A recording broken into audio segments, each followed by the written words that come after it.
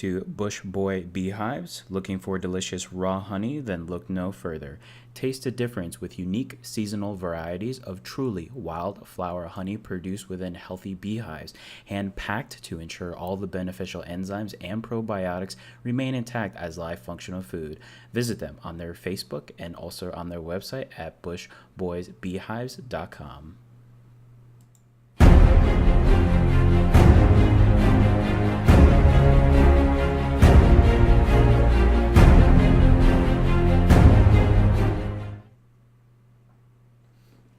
Hey everyone, it's been a while since I've done a review, about a week. I know it's been so long, but I was a little late on my last review, so I wanted to make that up by doing this one here after I just watched it.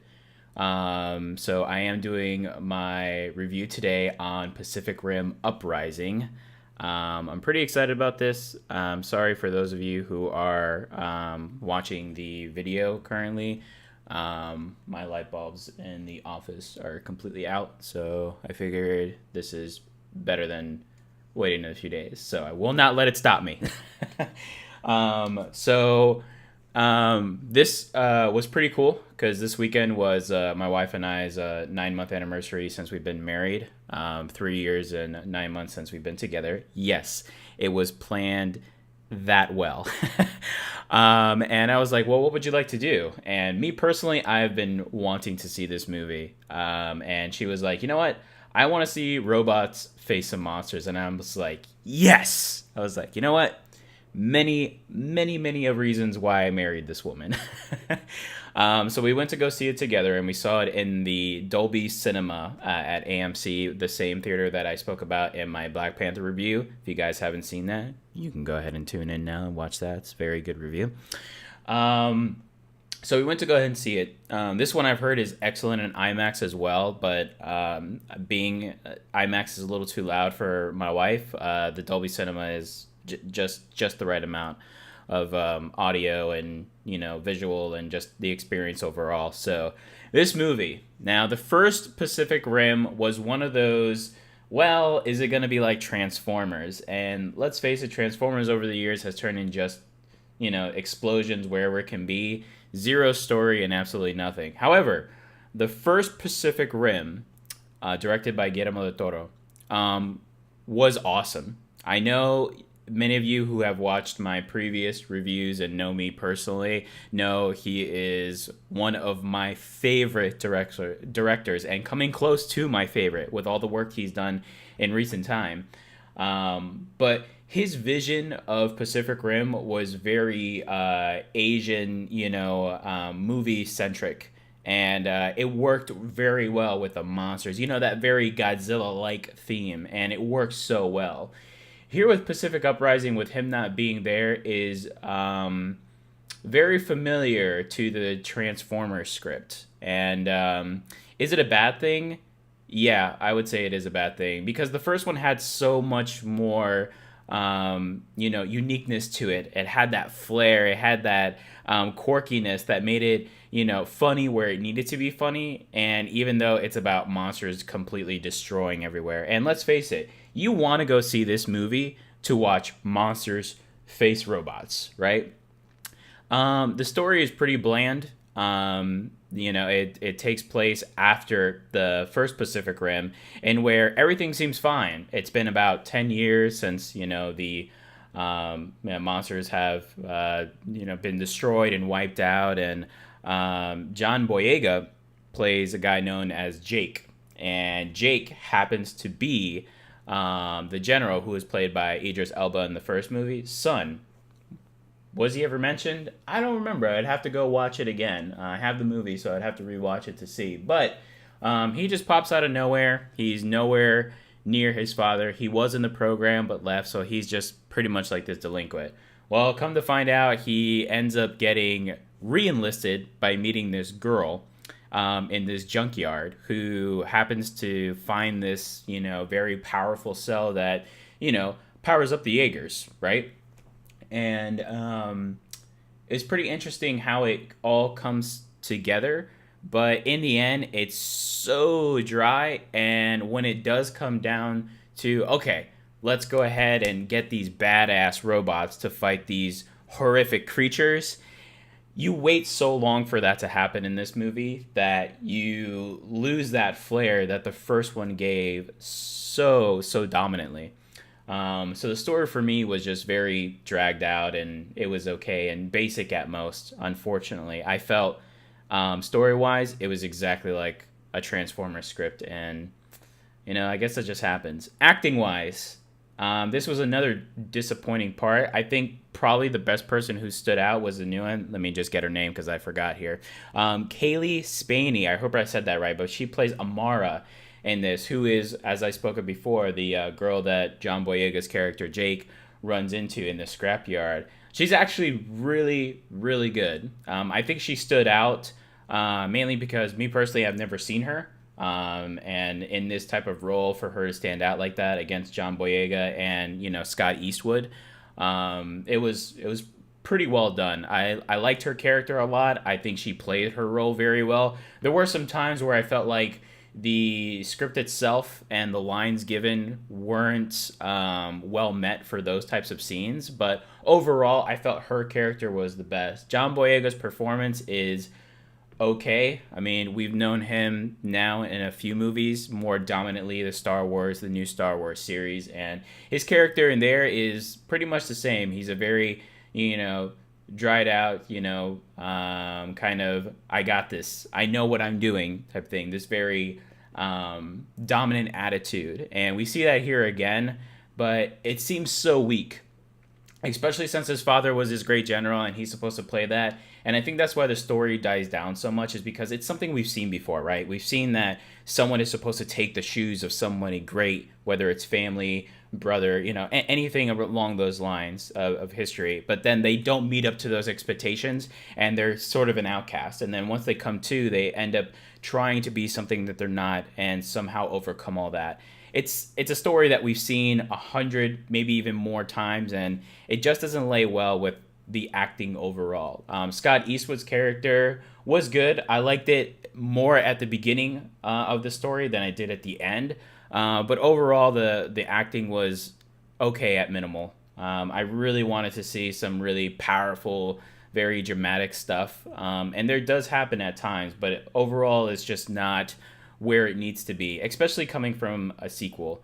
Getting into the soundtrack is awesome. Okay, when it does get into the action parts, and let me just say I don't want to spoil anything for you guys until my geek out moment in just a few minutes, but when the action does happen, it is nonstop.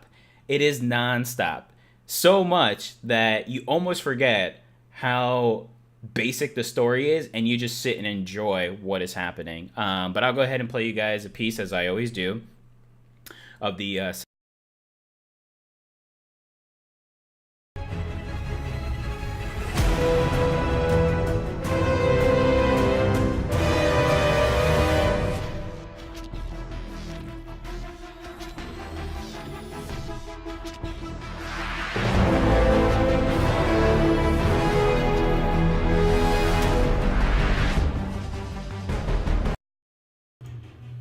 Okay. I played just a little bit more than what I normally do, mainly because I wanted a sip of coffee. But yeah, the music is fantastic throughout, even when it gets to the slow, dramatic parts, telling the story, the action sequences, and then, the drama that flares in between. The soundtrack is very, very well done. I was very happy with the soundtrack overall. So, Pacific Rim, Uprising, I really, really wanted more from this movie. Not to say it was bad in any means, but I was expecting more. So I'm giving Pacific Rim Uprising 2 out of 4 stars. If you're a fan of the first one, okay, let me just say this. If you're a fan of the first one, like you absolutely loved it, like myself, I feel you will be disappointed with how this goes. However, like my wife, she did not see the first one, and she really, really enjoyed this one. I think for a first-time movie, you will enjoy it a lot more. So if you're a fan, I say hold off, wait until Redbox to go ahead and watch it. The action parts definitely makes it worth the watch, but I don't think for the price of admission to go to the movies to see it, unless you want to experience the IMAX, which I hear is amazing for it. If you want to do that, by all means do it. But I really think you should wait on for it. If it's the first time and you really just want to see some cool action when it happens, absolutely go see this movie. It's just a fun type of movie for that. If you're don't even care about story or whatnot. So thank you guys so much. If you don't want to hear any spoilers, go ahead and leave now. But if you did enjoy this, please like my page on Facebook. I also have my Twitter up at Spaniard Reviews, and on Instagram. I'll go ahead and start updating that. I know I haven't updated my Instagram. This will be in a podcast version on the Anchor app, which will also be up on iTunes soon as well. I think they're doing like a link right now. I get messages that it's been uploaded. My podcast, when it does well, it gets uploaded automatically to iTunes, which is cool. But please look at the Anchor app if you guys want to just listen to this while going to work or eating lunch or whatever you guys like to do. And yeah, like me on my YouTube and subscribe, please, if you really enjoyed this video. Thank you guys so much. Okay, geek out moment. All right. I wanted to talk about this during the review, but obviously I try to keep it as spoiler-free as possible. So I wanted, just like my wife, to watch robots fight monsters. There is no robot monster fight until the very end of the movie, which is why I was so disappointed. The first one gave you so much monster versus Jaeger versus like the world, right? And that's what you want to see. There is a robot to robot fight a couple of times before, which gives you a little bit of that action, taste and crave, but it definitely doesn't meet when they finally face the monster. However, when they do face the monster at the end, it is fantastic because, as I said, it is nonstop action. It just keeps going. And the more I kept going, the more I forgot that the story was pretty bland because I'm just seeing what I have been wanting to see the entire time.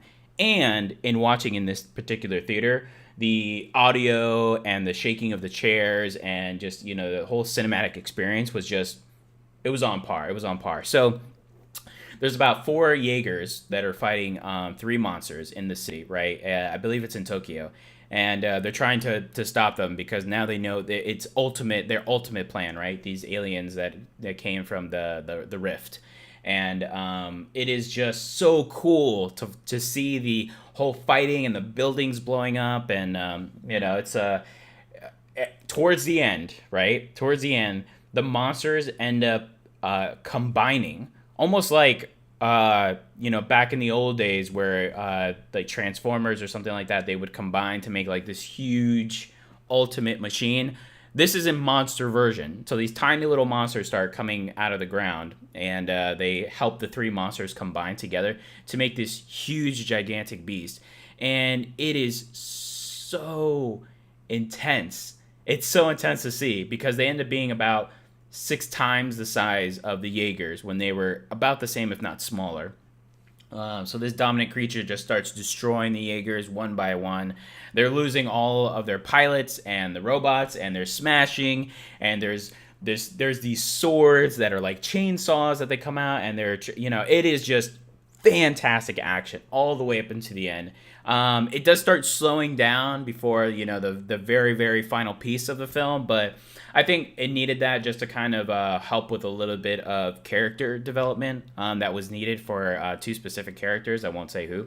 But that's my geek out moment. I was just so happy that it finally happened as far as the monsters versus the robots. So thank you guys again so much. I really appreciate all the views. Next week is a big one. We are watching Ready Player One. So please stay tuned to that. And also my weekly podcast should be out today, maybe later on tonight. So thank you guys so much. Again, if you enjoyed, please subscribe on my YouTube, like my channels on Facebook, on Twitter, Instagram. I would really, really appreciate it. Thank you so much. Have a great week.